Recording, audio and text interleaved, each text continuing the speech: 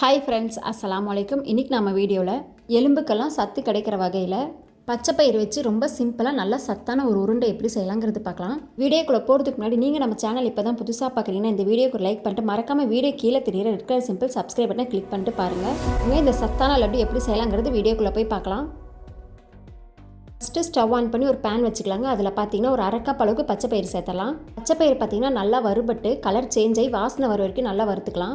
2 நிமிஷம் பார்த்தீங்கன்னா அடுப்பு லோ ஃப்ளேமில் வச்சுட்டு இந்த பச்சைப்பயிரை நல்லா வறுத்துக்கலாம். இந்த பயிறு வறுக்கும் போதே பார்த்தீங்கன்னா உங்களுக்கு ஒரு நல்ல வாசனை வரும். இதுதான் பாருங்கள், பச்சைப்பயிறு நல்லா வறுபட்டு கலரு நல்லா சேஞ்ச் ஆயிடுச்சு. இது ஒரு பிளேட்டுக்கு மாற்றிக்கலாம். பச்சைப்பயிறு பார்த்தீங்கன்னா நம்ம அடிக்கடி சாப்பாட்டில் சேர்த்துக்கிறது ரொம்பவே நல்லது. பிளேட்டில் மாற்றிட்டு அதே பேனில் பார்த்தீங்கன்னா ஒரு 1/4 கப் அளவுக்கு அவுள் சேர்த்துடலாம். நம்ம எந்த கப்பில் பச்சைப்பயிறு எடுத்தோமோ அதே கப்பில் பாதி கப் அளவுக்கு அவுள் சேர்த்து நல்லா வறுத்துக்கலாம்.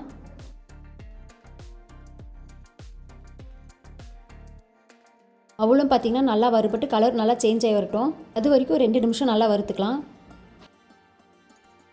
அவளும் பார்த்தீங்கன்னா நல்லா வறுபட்டு கலரும் சேஞ்ச் ஆயிடுச்சு. இதுவும் பிளேட்டுக்கு மாற்றிக்கலாம். அடுத்தது அதே பேனில் 10-12 பல்லு முந்திரியும் பாதாமும் சேர்த்துக்கலாம்.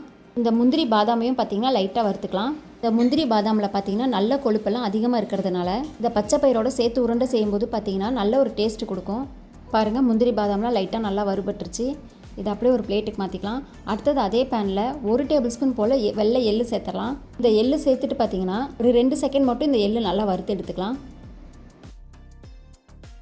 அவ்வளோதாங்க, இது மாற்றிடலாம். அடுத்தது அதே பேனில் ஒரு 1/4 கப் அளவுக்கு வெல்லம் சேர்த்துடலாம். வெல்லம் சேர்த்துட்டு கொஞ்சமாக தண்ணி சேர்த்துடலாம்.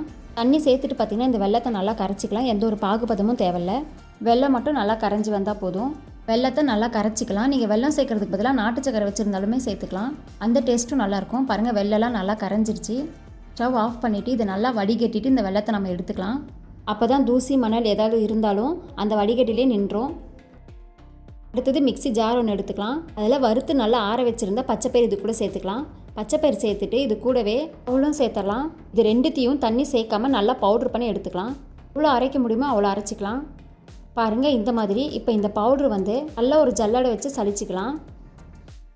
நம்ம பச்சைப்பயிறு சேர்த்துருக்கிறதுனால பார்த்தீங்கன்னா இந்த பச்சைப்பயிரோட தோல் எல்லாம் அப்படியே திப்பி திப்பியாக இருக்குங்க. லட்டு சாப்பிடும்போது நல்லா இருக்காது. ஒரு மாதிரி கசப்பு தன்மை அடிக்கிற மாதிரி இருக்கும். அதனால் நம்ம இது நல்லா சலிச்சிக்கலாம். இந்த மாதிரி இந்த பவுட்ரு நல்லா சளிச்சிட்டு பார்க்கும்போது நமக்கு இந்த மாதிரி கிடைக்கும். இது தேவையில்லை. நம்ம இந்த பவுட்ரு மட்டும் எடுத்துக்கலாம். அடுத்து அதே மிக்ஸி ஜாரில் நம்ம வறுத்து வச்சுருந்த முந்திரியும் பாதாமும் சேர்த்துடலாம்.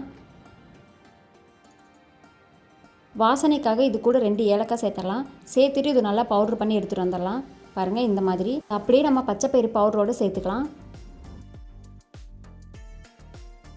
சேர்த்துட்டு இது கூட வறுத்த எள்ளு சேர்த்துடலாம்.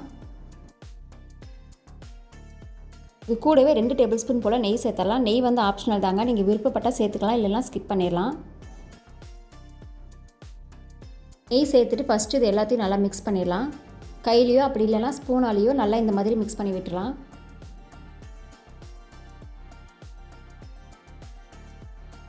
அதுக்கப்புறம் பார்த்திங்கன்னா நம்ம நல்லா கரைச்சி வடிகட்டி எடுத்து வச்சுருக்கிற அந்த வெள்ளை தண்ணியை இது கூட கொஞ்சம் கொஞ்சமாக சேர்த்துக்கலாம். இதையுமே நல்லா மிக்ஸ் பண்ணி விட்டுடலாம்.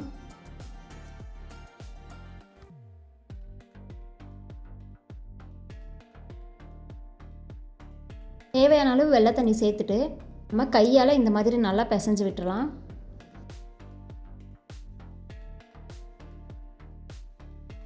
சப்பாத்தி மாவு பதத்துக்கு நல்லா பிசைஞ்சிக்கலாங்க. நல்லா பிசைஞ்சிட்டு இதுலேருந்து கொஞ்சமாக மாவு எடுத்து ஒரு உருண்டை சைஸில் நம்ம பிடிச்சிக்கலாம். அவ்வளோதாங்க, நல்லா சத்தான பச்சைப்பயிறு லட்டு ரெடி ஆயிடுச்சு. அப்படியே ஒரு பிளேட்டில் நம்ம ஒவ்வொன்றா வச்சிடலாம். இந்த மாதிரி ரொம்ப சிம்பிளான நல்லா சத்தான லட்டு பார்த்தீங்கன்னா உங்கள் குழந்தைங்களுக்கு நீங்களும் செஞ்சு கொடுங்க. இதில் பச்சைப்பயிறு, முந்திரி, பாதாம், எள்ளெல்லாம் சேர்த்துருக்கிறதுனால வளர குழந்தைங்களுக்கு இது ரொம்பவே யூஸ்ஃபுல்லாக இருக்கும். வாரத்தில் ஒரு 2 தடவையாவது நம்ம குழந்தைங்களுக்கு இந்த மாதிரி செஞ்சு கொடுக்கலாம்.